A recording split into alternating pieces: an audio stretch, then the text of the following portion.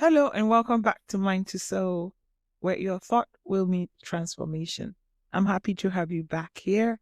I'm so grateful you've decided to share time and space with me. Today we'll be talking about a very important topic. It's what sits at the heart of who we are. I'm talking about self-care, self-boundary, and self-advocacy.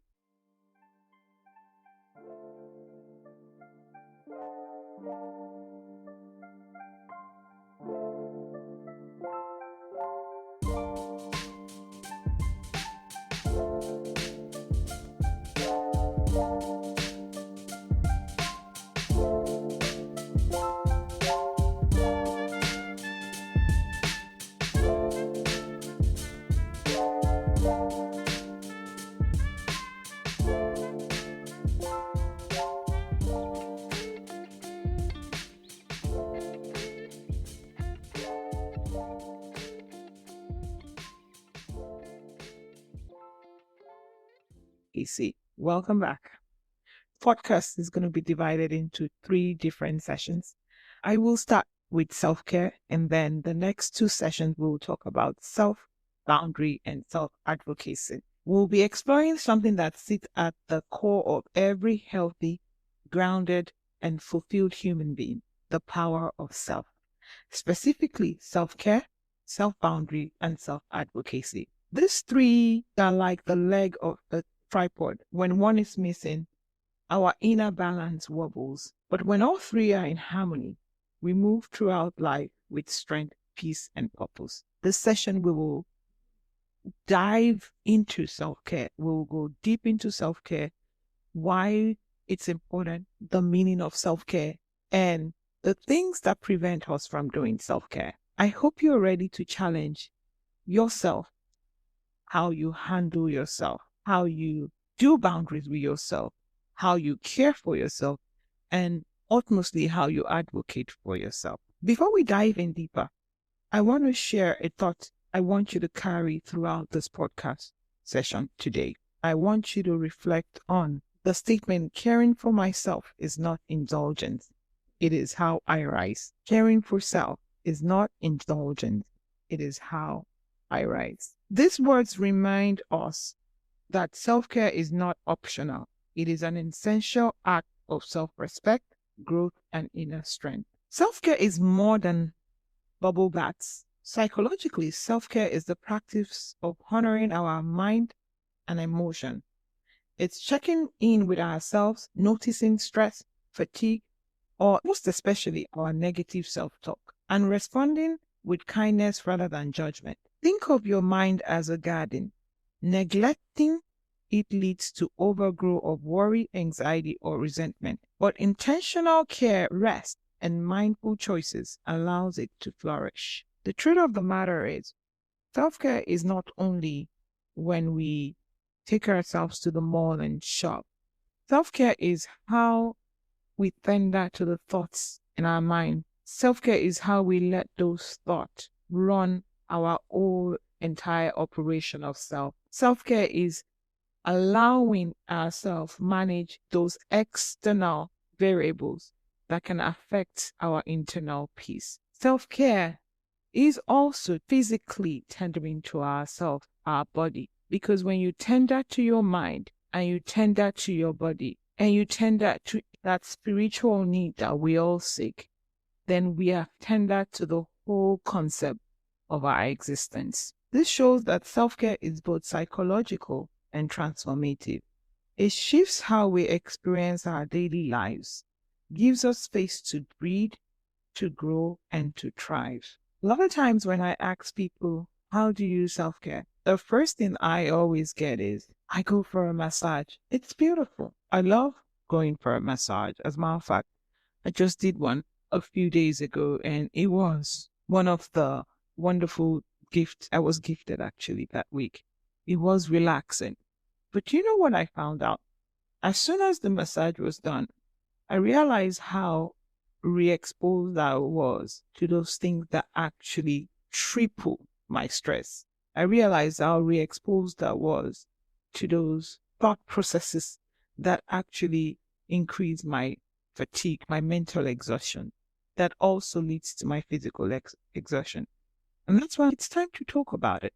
How do we self-care and how do we do it successfully so that it's not just the act of giving ourselves back luxury things, but it's a pattern of giving ourselves back respect. Transformation begins when we choose ourselves consistently. Every small act of care, setting boundaries, which we'll be talking about in the next podcast, resting without guilt, seeking support, becomes a thread in the tapestry of our growth. From a psychological perspective, these choices rewire our natural pattern, choosing rest over exhaustion, affirming over criticism, presence over autopilot. These are powerful rewiring moments. Self-care allows us to align properly and center ourselves.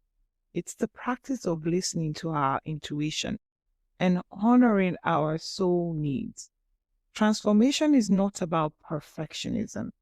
I don't attain perfectionism. I just love to attain consistency. It's about consciously nurturing ourselves moment by moment and allowing our lives to reflect that care. When you self-care, it should reflect in behavior. It should reflect in how you carry yourself. It should reflect in how you parent. It should reflect in how you do work. It should reflect in how you socialize. A simple practice I recommend: each morning, write one intention of self-care for yourself that day.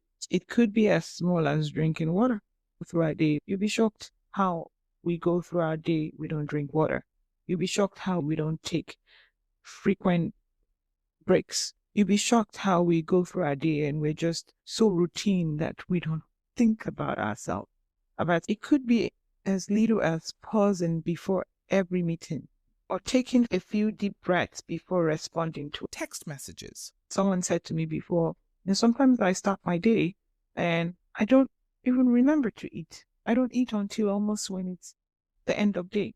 Self-care is sacred. It is actually the opening to proper grounding, to proper flourishing. Spiritually, it reminds us that we are worthy of love, attention, and presence, not because of what we do, but because we exist. And we are worthy of love from ourselves. A lot of the time, people don't know how to love themselves, but they're very good on how they love others. People are so quick to prioritize other people's needs, but yet cannot turn inwardly and prioritize themselves. Consider meditation, if it's just for a few minutes, and center yourself, affirm yourself, love on yourself. This practice reconnects us to a sense of inner peace and purpose. Every simple mindful rituals, even lighting a candle. I'm a candle lover. You come into my space, you would smell that beautiful smell. And that's some of the ways I care for myself. I love to smell good because that's part of the way I also re-regulate anxiety. I use my nasal sounds to re-regulate anxiety. So something as small as lighting a candle, cooking yourself a good meal, taking yourself to the movies. I once told someone that one of the ways I like to take care of myself is taking myself out to a dinner all by myself and people watching. I love it because in that space, all that matters is me. I'm not tending to nobody but myself. And it just makes me feel prioritized at that time. Real life reflection. I did once have a client who felt too busy with no time. They would always say, I don't have time. I don't have time. Every time I would ask them, take time to just reflect, take time to meditate, take time to take deep breaths. The answer was, I don't have time. They never had time. And so I told them one day, I said, in that space, you're using time as an enemy, not a tool. Because if time is a tool, it will be a tool you use to return energy to yourself, to return grace to yourself, to return love to yourself. Once they began to take 10 minutes just to reaffirm themselves in the morning, once they began to take that 10 minutes just to recenter themselves, they were able to be more present in their thinking. They were able to redirect themselves more regularly, more consistently when there's negative thinking. They reported feeling more energized, centered, and resilient every day since they started that practice. This emotional landscape shifted simply because they treated their spirit as worthy of care. Why don't we self-care? Why do we have a problem with self-care? Why do we not care for ourselves? Why does caring for ourselves seem so unreasonable? There are at least 5, 6 reasons that I will be talking about. The first reason why most people don't care for themselves is because they believe self-care is selfish. The thinking that taking time for ourselves is an indulgence or lazy is the reason why we don't self-care. A lot of the time we prioritize other identity than the identity of self. Especially as a parent, the thought of self-care means that we're taking time away from our roles as parents. The thought of self-care means we're taking time that we can be giving to a workspace that validates us more than ourselves. In reality, self-care fuels you. It's the fuel that you need to actually show up well in all those roles that you think are priority. Self-care is actually the fuel you need to show up properly. I always say, I cannot be anybody's mom if I'm not good to myself first. I cannot be anybody's anything if I'm not good to myself first. So believing that self-care is selfish is one of the first things we need to change. Another reason why people don't care for themselves is because we're overwhelmed and busy. Life feels too full. I don't have time. So because they believe they don't have the time, they postpone self-care. Not realizing that even 5 to 10 minutes of intentional stillness, rest is enough to power ourselves back to strength. Another reason we don't self-care is because of guilt. That feeling of selfishness coming up again. Saying no, setting boundaries, especially as caregivers or high achievers, it's hard to say no. There's so much guilt to be selfish. And I always say selfishness, not necessarily a bad thing if it's not dysfunctional. The fourth reason is not knowing what we need. A lot of time people don't self-care because they don't know what they need. They're not in tune with their body, soul, and spirit enough to know what they need. We confuse self-care with distraction and escape. That's why when I hear people say, "Yeah, I'm going to self-care and travel," I almost feel the need to ask them, are you traveling to escape or are you traveling to self-care? Because if you are, then it should be a practice that is done daily, not every 3 months when you can take time off work. Rather than nourishment of the mind, body, and soul, we tend to take escapism. We deceive ourselves with, I'll rest when I take my vacation after 3 months of consistent burning out. The fifth reason why people don't take care of themselves, they don't self-care, is because of excessive need to be productive, the pressure of productivity. I'll rest after I finished everything today perfectly. I'll rest when I've completed all those things on my to-do list. Waiting for the right time means self-care is always postponed, never prioritized. Some people can be goal-oriented. They never are experience-oriented. And where stability is when you are both goal-oriented and you can balance it out with being experience-driven as well. Meaning, if I don't achieve that goal today, can I still feel like I was successful by the experiences I've gotten from that process? The sixth reason why we don't self-care is because of conditioning and social culture. Culturally, we're conditioned to see self-care as taboo. We're conditioned to see it as a stigma of self-centeredness. Many cultures value sacrifice over self-care, making it feel wrong to prioritize yourself. The seventh reason why we don't take care of ourselves properly or we don't self-care is lack of awareness, which is the foundation of why we started Mind to Soul, because awareness is power. Sometimes we are on autopilot all the time. We don't notice how exhausted we are. And beyond, we don't even realize we're burnt out. I once had someone say to me, I cannot pour from an empty cup. The problem is people don't even realize, they're not aware that their cup is empty. They keep pouring. Now let's talk about ways to self-care. Here's what I want you to do for me this week. Attempt to review this 5 ways I will be sharing and audit it daily to see if you are able to change the pattern of how you handle yourself or how you care for yourself. The first way to self-care is to psychologically self-care. Check in with your emotions regularly. I love journaling. I think throughout this podcast, you will always hear me say something about journaling because that's how you actually do accountability of what's your internal presentation is. I love a gratitude journal. Beautiful. I love a reflection journal as well. I also love a thought dumping journal. Set healthy boundaries to say no. And we'll talk more about saying no when we talk about self-boundary, because no is not only to others. We should also learn to say no to ourselves. Take mindful breaks. I once was in session and the person was talking to me. The client was talking to me about how even when they take their full hour break, they don't feel relaxed. They still feel agitated. So I encourage them to actually break that 1 hour break into 15 minutes interval throughout the day. So that way, every other 2 hours, they're taking time, they're taking mindful break to check in on themselves, to relax themselves.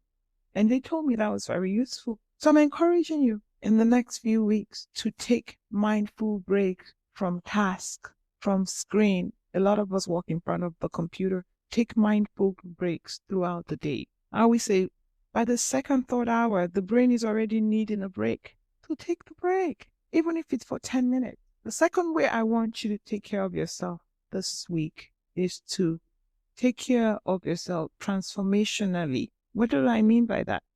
Create intentional daily rituals. Look at your day and create intentional daily rituals that is easy for you to follow, that you can do consistently. In the last podcast, I spoke about how you need time to recondition yourself. So if those transformational care tools are intentional and ritualistically done, then it helps you to use time to recondition yourself as important and prioritized. Small, consistent action that builds resilience. I like new skills and new hobby. When was the last time you actually audited the hobbies you like? A lot of people have not even given time to do any hobby for a long time. Do you even know what your hobbies are? It's just time to kind of like ask yourself and renew yourself. I like therapy. I do therapy. It is important, if you've not exposed yourself to that tool, to definitely seek into doing therapy, mentorship therapy. Let's talk about physical self-care. Take time to be active. I know sometimes it sounds like a cliche, but the truth of the matter is moving the body constantly is how you circulate energy throughout the whole body. So it's important to actually be physically healthy by constantly moving the body. Even if it's 30 minutes a day of exercise, it's good for the heart and it's also good for the mind. Nourish your body well. Are you eating well?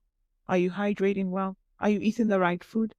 Are you putting the right thing in your body? Are you good to your gut? Don't forget, a lot of gut diseases is correlated to anxiety. Prioritize sleeping. If you're sleeping 4 to 6 hours, you're not sleeping enough. You're not sleeping enough. And think about it. That last 3 hours that you're not getting, it's not really adding anything to your life when you do calculate it in the long run. So get your 8 hours of sleep. The brain needs it. The brain that you are going to task throughout the day needs that 8 hours of rest. Pamper yourself. Pamper that body. Take care of that skin. Make yourself feel special. I love a good, nice smell. I said it already. That's how I feel pampered. That's how I feel like I'm pampering myself. Let's talk about social self-care. Social self-care is very important. A lot of people don't even think about social self-care. Who are you spending energy with socially? Because energy transfers and energy can be depleted if it's with the wrong social space. Spending time with supportive, caring, respectful people is part of social caring. When I am managing depression diagnosis, I'm always asking and encouraging that my clients join social groups. They are more intentional about their socialization. And lastly, ask for help. And we will talk about that in self-advocacy. Are you asking for help when you need it? To be overwhelmed and not asking for help is not strength, it's actually self-abuse. Let's finish up this podcast. Remember, self-care is holistic and intentional. It's a daily practice that nurtures the body, the mind, and the soul. and it creates resilient growth and inner peace. Until next time, I want you to remember, tending to yourself is a revolutionary act that will give you longevity. Be gentle, be present, and rise with care for self. Also remember, awareness is power, and power is freedom. Thanks, and be kind to yourself.